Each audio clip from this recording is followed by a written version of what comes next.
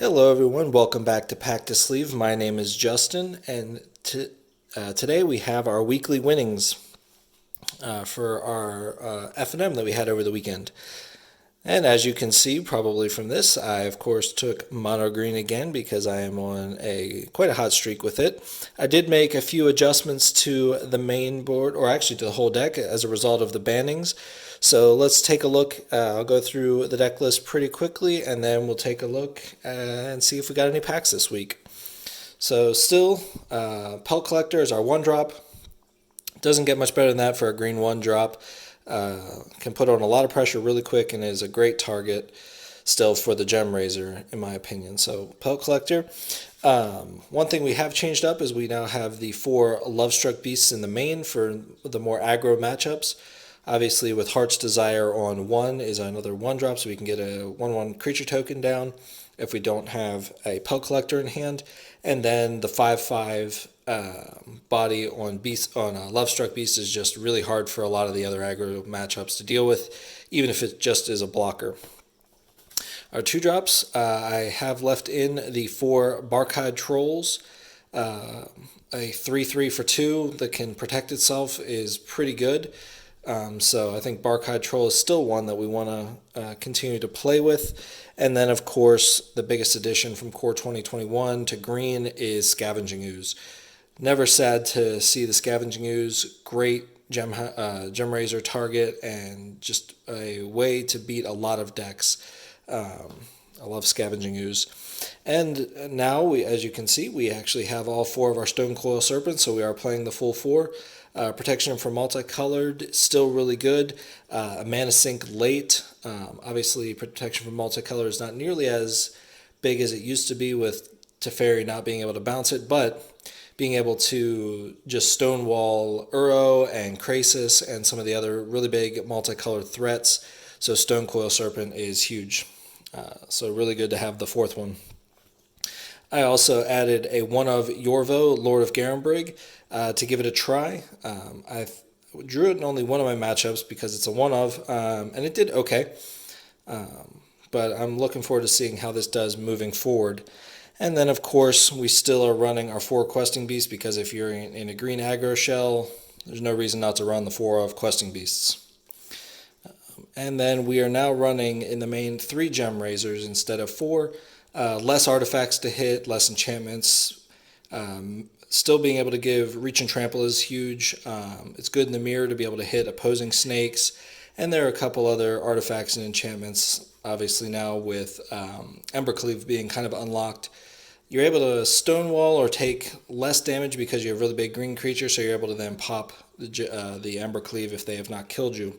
Also can hit Annex, which is very important, as I would expect a lot of mono red list to start moving back toward the Annex builds as opposed to the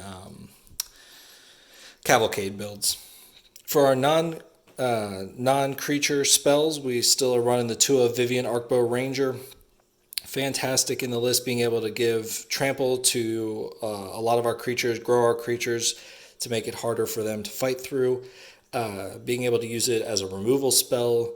Vivian is just very, very versatile, so I'm always happy to draw them. And I drew them a lot this week, and they did a lot of work. Still running the 4 of Ram Through in the main. With the amount of trample creatures we have, this is one of our premier removal spells. Especially with the rise of more death touch creatures, you don't want to have to worry about the fight mechanic and losing a creature that you don't want to, so just being able to hit them with Ram Through is really huge. And then we are running 2 Primal Mites in the main.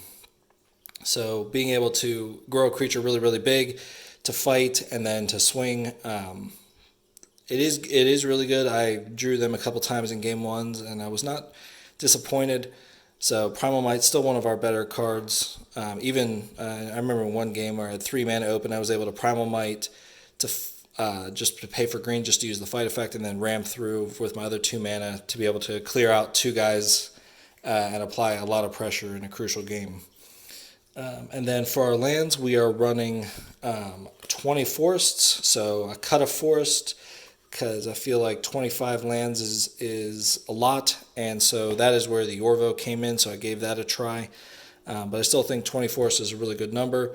We are running still our 2 Castle Garenbrigs, really good to be able to use the mana sink on like the snake, and just being able to play multiple threats when we only have 5 land is really good. Another new addition this week, we tried out Bonder's Enclave. If you aren't familiar with this card from Ikoria, you can spend 3 and tap it to draw a card, but you can only activate it if you control a creature with 4 power or greater. This came in huge in the mirror match. I was able to draw. I had both of them on the board. I think I had like 8 or 10 mana out in a board stall because we just had a ton of green creatures out on the board. Had a lot of trouble like clearing the board, but I was able to draw sometimes 2 or 3 cards a turn and just power through my deck and find what I needed. And I think Bonder's Enclave made the difference in the mirror match this week. So really happy to try those. I just don't think Mobilized District is as important with fewer and fewer control, and obviously with Reclamation being gone and things like that. I think you can now maybe experiment with some other colorless lands, and I think Bonder's Enclave makes a lot of sense in mono green.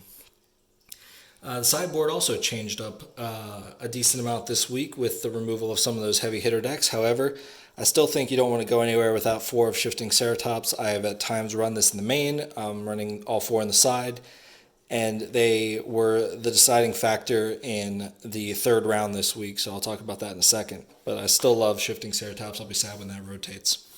I put the one of Garruk's Harbinger in the sideboard in case I ran into a black removal heavy deck. Still want to see this card's full potential. I don't know that we'll get a chance until after rotation, but I still really like the idea of the card to be able to just power through your deck, find crucial creatures. I like the design a lot. We'll see what happens.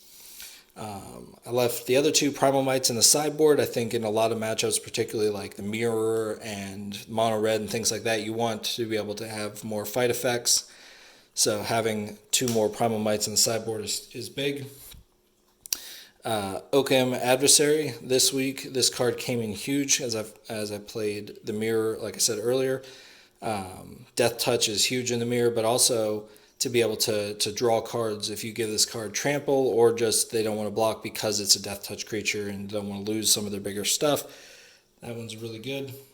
This week I only have 2 Ranger's Guile in the sideboard with less removal in my local meta. I think Ranger's Guile still a very crucial card in some matchups, but I felt like 4 was too many. So we cut the 1 from the main, moved it to the sideboard, and just left another one in the sideboard. Freed up some slots.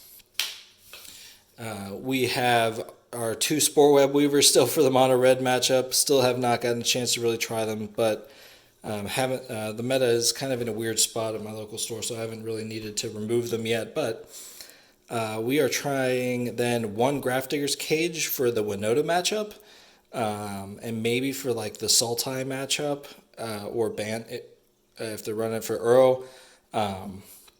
Since Teferi can't just bounce the cage off the board and reanimate Uro, might be worth keeping. So I gave Grafdigger's Cage a try. Didn't need it for any of my matchups. And then our 4th Gem Razor is in the sideboard in case we do need it.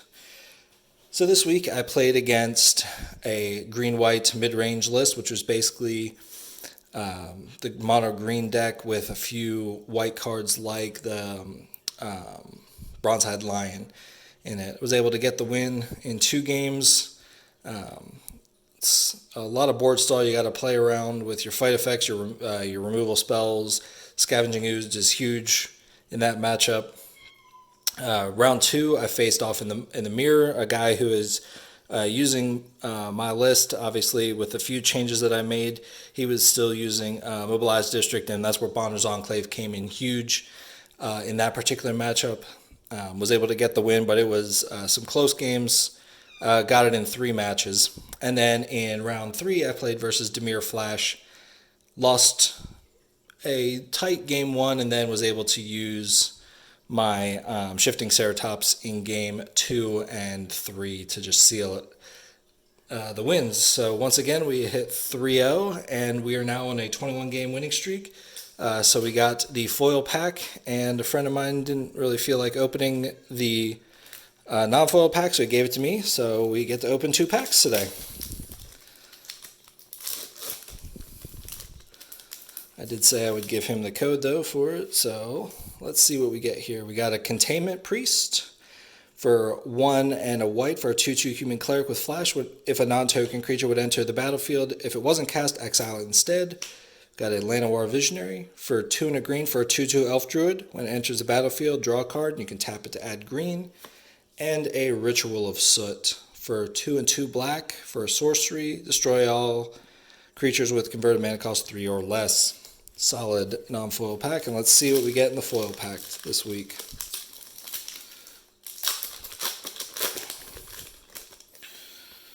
Alright, and we got a Planeswalker, Basri Ket, for 3 and 2 white for a 3 loyalty Basri Planeswalker, +1 to add a +1 counter to up to 1 target creature. It gains indestructible until the end of turn.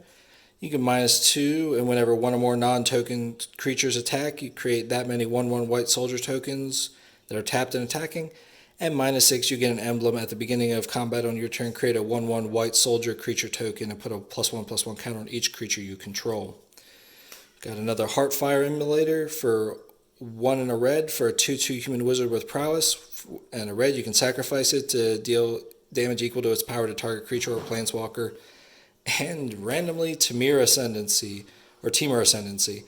For a green, a blue, and a red, for an enchantment, creatures you control have haste, and whenever a creature with power 4 or greater enters the battlefield under your control, you may draw a card. Alright. That is all I have for this one. I hope you'll check out Mono Green. I think it's still a very good deck. And I think you should tune it to your local meta. But if you've enjoyed this video, I hope you hit the like and subscribe button. Leave a note in the comments to see what you guys are playing. But otherwise, I am all tapped out for now.